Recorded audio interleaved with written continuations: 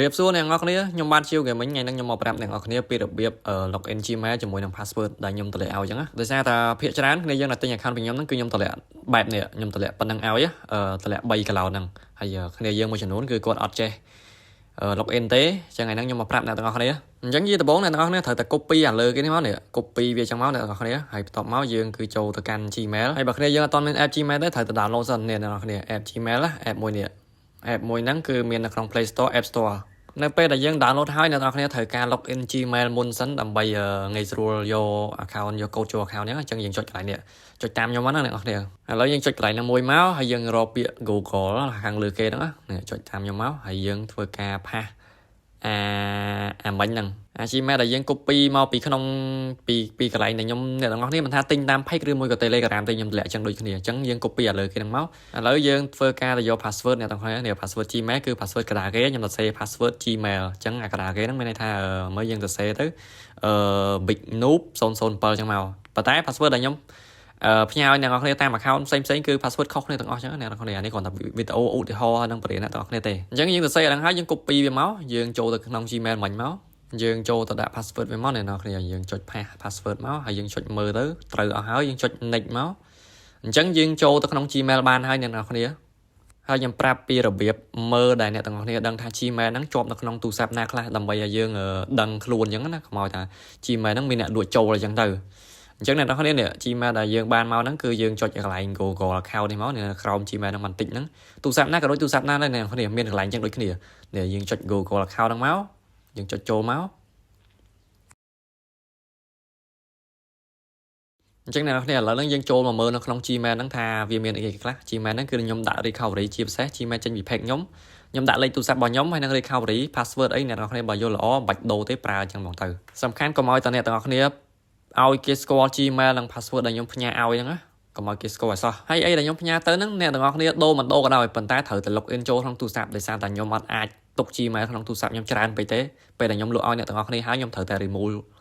Gmail មួយហ្នឹងចេញពីទូរស័ព្ទខ្ញុំអញ្ចឹងប្រយ័ត្នតា Gmail ហ្នឹងបាត់អត់មាន login នៅក្នុងទូរស័ព្ទណាមួយខ្ញុំអត់ដឹងទេណាអញ្ចឹងឥឡូវយើងចុចកន្លែងដូចខ្ញុំចុចហ្នឹងមកអ្នកនរគ្នាមើលថា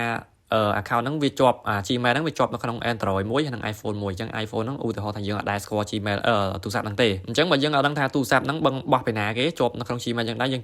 ចុច kick ចោលមកយើងចុច sign out នេះមកយើងចុចsign out បន្តទៀតមកអញ្ចឹងមានន័យថាយើង kick ទូរស័ព្ទហ្នឹងចេញពី Gmail យើងហើយ Gmail យើងអត់ជាប់នៅក្នុងទូរស័ព្ទហ្នឹងទៀតទេអ្នកនរគ្នា kick ចោលអស់មកធ្វើមិនឲ្យឃើញសល់តែមួយហ្នឹងមានន័យថាយើងខ្លួនឯងនៅក្នុងតែ account ហ្នឹងមួយទេ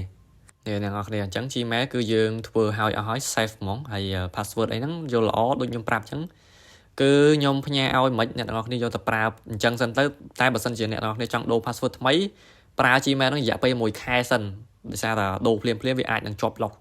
lock account ណាអ្នកនរគ្នាអញ្ចឹងឥឡូវយើងមកដល់កន្លែងចូលទៅក្នុង game login game ឥឡូវនេះ password ខាងក្រោមគេនេះគឺជា password ចូល game ណាអ្នកនរគ្នាឥឡូវយើងចូលទៅក្នុង game មកអានេះឧទាហរណ៍ថាអ្នកនរគ្នាចូលមកដល់កន្លែងនេះឥឡូវយើងចុចលើ profile game មកអ្នកទាំងអស់គ្នានេះឃើញដៃសដែលខ្ញុំគូសឲ្យហ្នឹងអត់ហើយយើងចុចពាក្យ account មក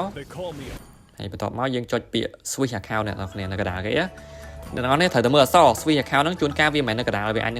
នៅខាងលើគេវិញហើយយើងចុចពាក្យ Monton នេះមកអ្នកទាំងអស់គ្នានេះអ្នកទាំងអស់គ្នាយើងយកលើគេ Monton account ហ្នឹងមកយើងចូលទៅដូរចូលក្នុង account ថ្មីដែលខ្ញុំលក់ឲ្យអញ្ចឹងណាអញ្ចឹងយើងផាសអាលើគេមិញមកហើយ password ខាងក្រោមគេហ្នឹង password អីយើងមើលតាមអក្សរដែលខ្ញុំផ្ញើឲ្យហ្នឹងមកអញ្ចឹង password មិញគឺ CH168 សិតអ្នកទាំងអស់គ្នាឥឡូវខ្ញុំវាយតាមហ្នឹងហើយយើងចុច show មួយមកក៏យើងវាយខុសអញ្ចឹង